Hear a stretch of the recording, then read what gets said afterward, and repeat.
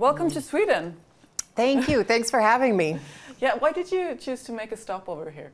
Well, because we do such incredible work with the Swedish government all over the world, but particularly in places like Africa, that I really wanted to highlight some of that work and also to speak with some of the philanthropists who are here who give very generously. And the foundation you have together with your husband celebrates its 15th anniversary this year. And do you remember the first conversation you had with your husband about giving your money away, making a change in the world? Yes, well, and in fact, we were in Africa when we made that decision. So we'd already been engaged to be married. It was our first trip to Africa. Neither of us had ever been. We took a number of couples to go on a safari, and we loved it. We loved the savannah and the animals. But at the end of the trip, we got some time for a beach vacation in Zanzibar off the coast of Africa. And it was really then that we said, we're going to commit the vast majority of the resources from Microsoft back to society. And that was in the fall of 1993, and then we got married in early 94. And I think Bill, I know, always thought it was going to be later in his life. He always said, I'll do that when I'm in my 60s. He hasn't turned 60 yet, and he's left his day job at Microsoft, so clearly we started earlier. Yeah, what are you most proud of during those past 15 years? I think the thing that I'm most proud of is the Alliance for Vaccines and Immunization. That alliance, which is a public-private alliance, which Sweden was one of the very first donors to it, they participated and have continued to participate very generously. It has delivered 500 million vaccines to children. 7 million children are alive because of that fund. And so to know that something we've been part of supporting and creating and making sure that every dollar or kroner that's given is given very efficiently, that's something I'm very proud of because of the outcome for kids. It's an ongoing debate in Sweden how money works the best to help people. And looking back at your work, what mistakes can you see when you look back? Well, when I look back, you know, sometimes we were a little naive early on about some of our work. There's a disease that exists in India called Kala-azar. It's a terrible, debilitating disease. We thought that if we invested just in the science piece of it, that is coming up with a new medicine for it, that would be the thing to do. So we thought, okay, science and research, which we absolutely still believe in, that's where you've got to invest. But we didn't understand the carriers of that disease and that we had to also work in the cultural context of the flies that actually carry it. So we had to learn to marry the science and the delivery together. What is, would you say, the most common misunderstanding of how money should work to help people? I think sometimes people underestimate the fact that they actually need to work with governments, that it's private philanthropy and government side by side that makes the greatest change for society. So if you think about all the infrastructure you have here in Sweden, the amazing roads that you have, or you know, anything that you have to have a certain amount of government investments in public goods. And so when you think about how do you get people along the way to lift themselves out of poverty in Africa, it's going to take large-scale government investments along with philanthropy side by side. And I think people having an understanding of that, but that if you start people on that journey of, you know, good health and, you know, the right things, crops that they can grow, and even in the changing climate, that they can get more yield off their farm and get more income, you start them on this journey of lifting themselves out of poverty, and it's totally and completely possible. And if you look at the Millennium Goals set by the UN, there's a lot of things has become a lot better. Less people are living in extreme poverty, less children are dying in the first year. But if you look at the women's situation, a lot of things are still really bad. What should we do about this? Well, I think the first thing to say about the Millennium Development Goals that were set, the thing that they did was they gave us a roadmap on where to work on development. So why has poverty been cut in half? Why have childhood deaths been cut in half? Why have maternal deaths been cut almost in half? It's because of that roadmap. So now the fact we have this opportunity in 2015, those goals are being rewritten and will be put down in September in terms of what the world should do. And now we have the chance to do the other piece as well, which is to really make investments on behalf of women and girls.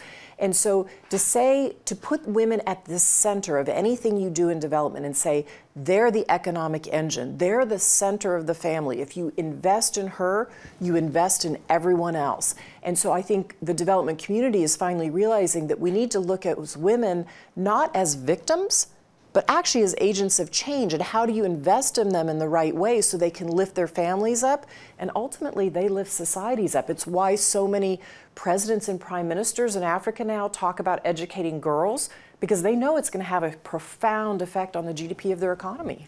But how do you get people to culturally accept that in cultures where women traditionally has been discriminated? It's education. So it is absolutely making sure that we get girls into school. And as a world, we essentially have almost parity now of girls and boys at primary school. In secondary school, we have yet to get girls really up and into secondary school at the same level as boys. But even leave the education system aside, even going into villages, I've seen unbelievable cultural change. When you get men and women together planning in small groups and you say, what do you want for your children? What do you want for the next generation? They'll all say, I want my children to live a different life than I've lived. And when they start to plan as a small group, and then you split them aside and you have men's groups and women's groups, and you start to bring a bit of knowledge and education about, okay, if you make sure that your wife or your daughter's educated, or you make sure that your wife, who's the primary farmer in the family, gets a new seed, you can get 30% more yield off your farm. As soon as you bring in the bits of education and they start to see change, then they're interested in having empowered wives, and it changes everything. I mean, working with what you do, you need to have a very focused and organized mind, but do you feel anger sometimes over the reality that you meet? Absolutely. But you channel that anger into change for people, and change for women in particular. And so whenever I have anger, which I absolutely do, sometimes outrage is probably more the way to describe it, I say, what can we do about this? Or what can I get one of our partners to do? Or how should we look at this problem differently so that we change things? And so you use that to fuel the work sometimes. What does gender equality mean to you in your everyday life? It means that a woman or girl can make decisions on behalf of herself, and that she's empowered to do whatever she wants to do in the world. That to me is gender equality. And quite honestly, that fits in the United States, it fits in Sweden, it fits in Africa. She has to be able to make decisions for herself, and also be economically empowered. Sometimes people say, why do you fight for women's equality in the Western world? We really need to put the focus on what's happening in developing countries. What do you tell them? Well, it's interesting because I really became passionate about equality for women and girls coming home on a trip from Africa, where I was outraged from what I saw. And I thought, we have to do so much more here for women and girls, and we absolutely do. But as I turned the question back around on myself and I said, how far have we come in the West? I realized we'd made strides, but we hadn't made enough strides yet. And so to me, it's not an either or, it's a yes and. We have to help women in the developing world to help themselves, and we have to make sure in places like Europe and the United States and Japan that women move further along in terms of equality. But looking at the situation in Europe, for example, where a lot of men they're not doing very well at school, they're unemployed perhaps, the economy is very bad.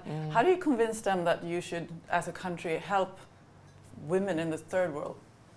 I think you have to say, what do we believe in as a society? We believe in men and women doing well and doing equally, and then it's up for every country to look at, well, where are we struggling on either one, and what investments do we need to make? But we know women worldwide, I mean, the labor force participation isn't even close to equal worldwide. I mean, so even though we have gaps here, it's about 34% in Southeast Asia. So I don't really think, again, that you can say, well, it's an either or. We can only invest in our country and not these others. And the other thing is, if you want peace and stability in Europe, you need to invest in those societies so people want to stay where they are. If they have opportunity in their own place and in their own country, they don't want to get on a boat and end up in the Mediterranean, right? No one wants to be pushed out or in that situation, but they're in a crisis. So making those investments is going to ultimately benefit the whole world, including Europe. So being one of the most powerful women in the world and rich, how do you keep in touch with the everyday life of the common people, so to speak?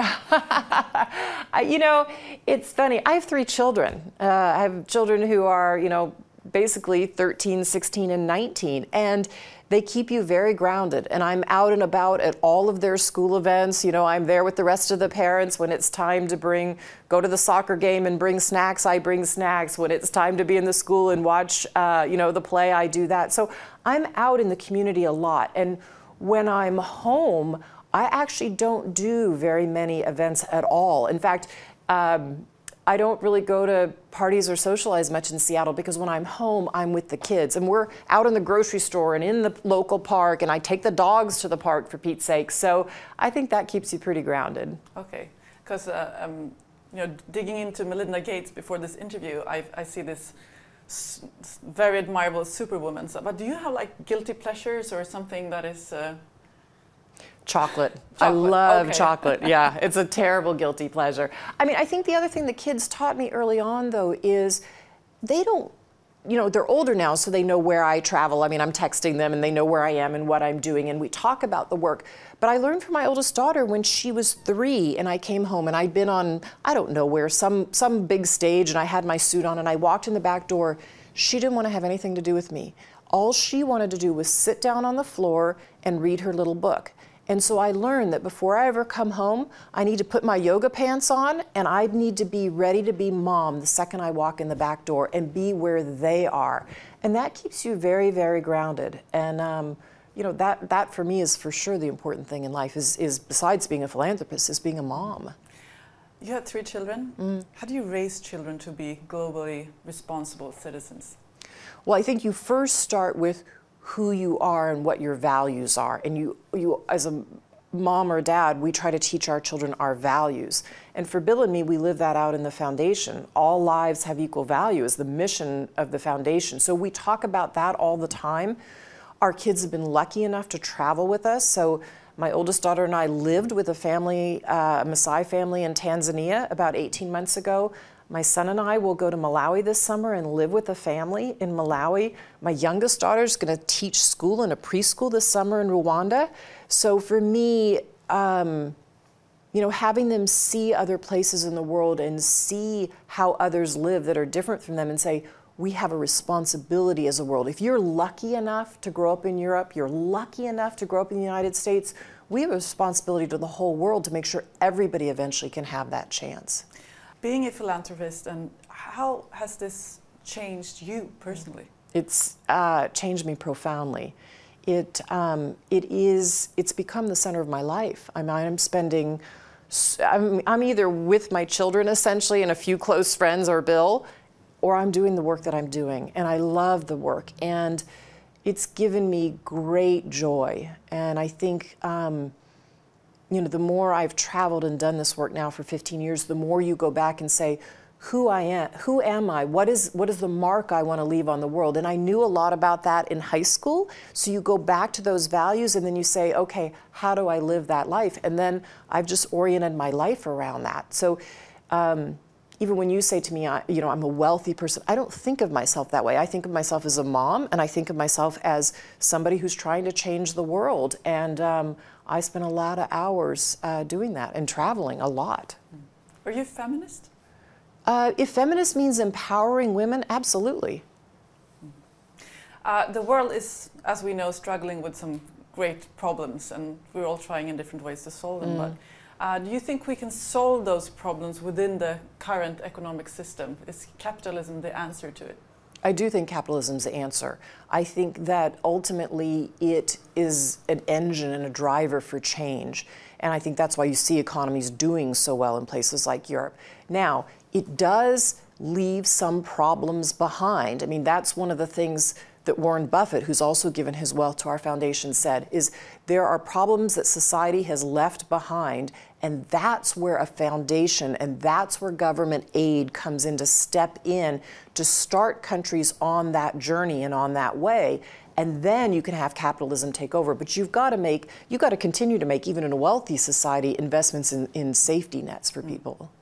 And how important is technical innovation in that sense? Well, Bill and I think it's really important. And when we think of technical innovation, absolutely computers for sure, cell phones, but we also think of biological innovations. I mean, why do you have so few children dying in Sweden these days? Well, a lot of it was the power of vaccines. Before vaccines came along, you had a much higher death rate here. So getting that biological change out to the world, that women and men have access to vaccines for their children.